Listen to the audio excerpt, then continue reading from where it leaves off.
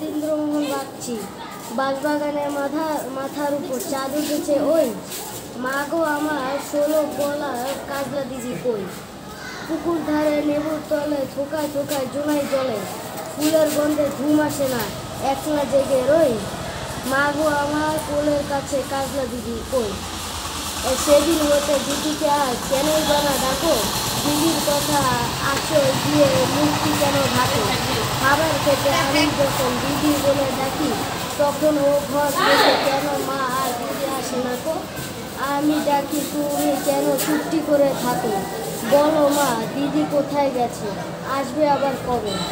কাল যে আমার নতুন ঘরে পুতুল বিয়ে হবে, দিদির মতো পাখি দিয়ে আমিও যদি লুকোই দিয়ে, তুমি তখন একলা ঘরে কেমন করে রবে। আমিও নাই দিদিও নাই, কেমন মজা হবে।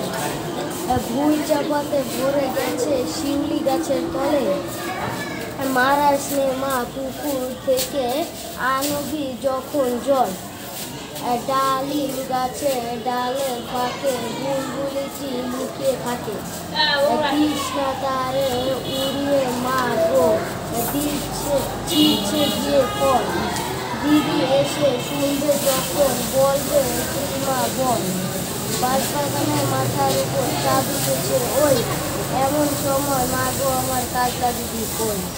বেড়ার ধারে পুকুর পাড়ে ঝিঝি ডাকে ঝোপে ঝাড়ে, লেবুর গন্ধে ঘুম আসে না, তাই তো জেগে রই। রাত হলো যে মা গো আমার কাজলা দিদি।